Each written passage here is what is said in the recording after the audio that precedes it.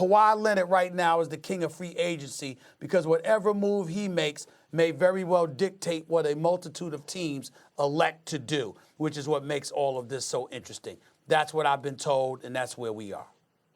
Your reaction, Bomani? I just can't see Kawhi Leonard go from being on top of the basketball world to then being LeBron James' sidekick. Because there's really only room to be LeBron's sidekick. That's the only play. If you're going to be on the team with him, you're going to be the sidekick. And then that means, is Anthony Davis going to be the number 3 guy? Is Kawhi Leonard going to be the number 3 guy? I expect him to go back to Toronto. My guess, he signs a 2-year deal. He gets to 10 years in the league. Then he comes on the back end of that and signs like the Supermax extension that you can get for being a 10-year veteran. That's the only thing that I can see happening is him doing that, because I just don't think for him personally it makes sense to play for the Lakers. I can see him going to the Clippers. Well, first of all, I'm not so sure. When you say sidekick, Kawhi could lead that team in scoring. LeBron could use it. LeBron basically the point guard.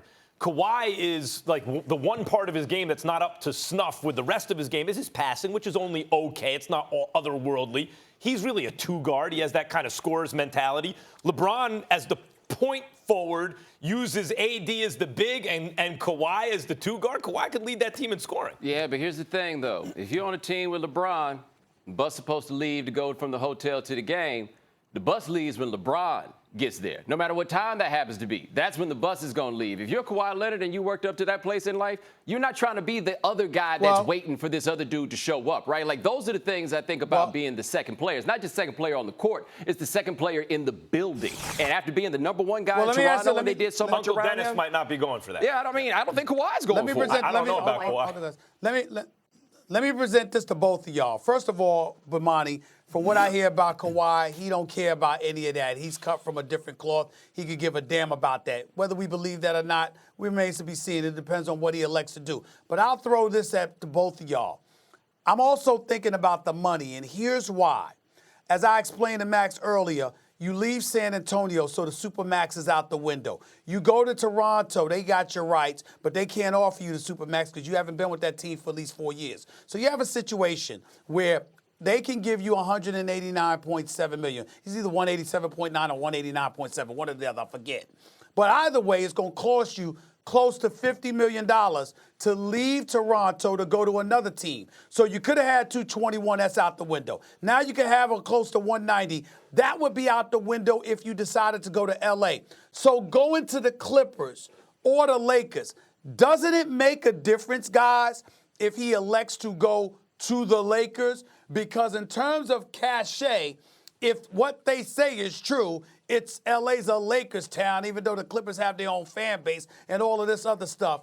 If you talk about money that you can make off the court with New Balance and beyond, is it possible that being a Laker is exponentially more beneficial to him financially than being a Clipper? I'm asking. I don't know. I wanted to hear y'all response to that. No, I think it could be beneficial to be a Laker, but the question is being a Laker and the number 2 guy on the team more beneficial than being on any other team and being the number 1 guy, right? I mean, we saw James Harden get that crazy Adidas contract playing in Houston. So, like, for me, if I'm Kawhi, I want to be the man on that team if I've already been the man. He might be the best player in the NBA right now. I don't want to be the best player in the NBA and the number 2 dude on my team. I would say that the strongest move for Kawhi Leonard, including staying in Toronto, I think clearly is going to the Clippers. My honest opinion. I'm a Lakers fan. I wish he would go to the Lakers. But if he goes to the Clippers, I'm telling you right now, the Clippers will surely win the title next year. They just took the Golden State Warriors with a healthy KD 6 games. If you add Kawhi to a team that's already formed and playing well together, you don't have to take anything away. And by the way, you still have cap space to add someone else. That team is going to be better than the depleted Warriors or the Rockets who can't get over the hump or whatever Utah or Denver has done. They're not going to be as good as that team. And the Lakers, AD and LeBron, 2 years from now, yes, but they had to strip it all down to get there.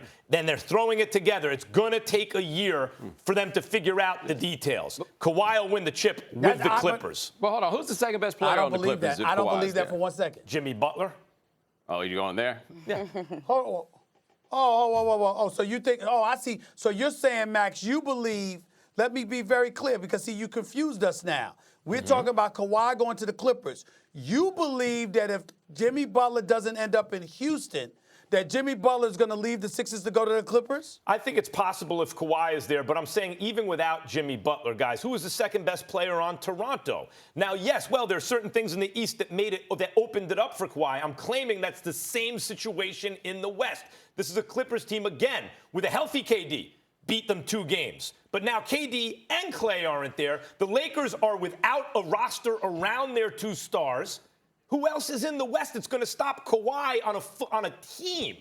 They're not just throwing this together. It's a team already.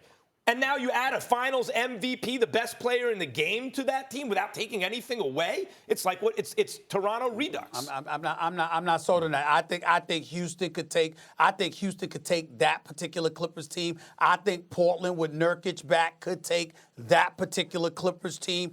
I'm not a fan of Danilo Gallinari. I'm not a fan of. I know he can play a little bit, but I just consider him relatively soft. Montrezl Harrell is a rough rider, but from a skill standpoint, in terms of the ability to hit perimeter shots and what have you, like Pascal Siakam could, I don't see him as that guy. Marc Gasol can step away from the basket, hit outside shots. I don't see that. So when you look at Toronto, I think you're underestimating how skilled Toronto is. Well, Patrick Beverley, you got to keep him. Remember, $9 million. You got to bring him back. You got to find a way to get if you dole out the max, you got to find a way to make sure that you keep him as well. Don't underestimate that reality too. So we don't know that about Patrick Beverley. It's a good team. It's just missing but I'm not an sure MVP. championship. Hold on, they're missing it. Outside of Kawhi, though, I mean, if they get Jimmy Butler, okay, then you got like a number 2 option. But Kyle Lowry is a better number 2 option than what the Clippers would have right now. The other thing these Raptors had, those big, long dudes. Not sure about switch. that, Bomani.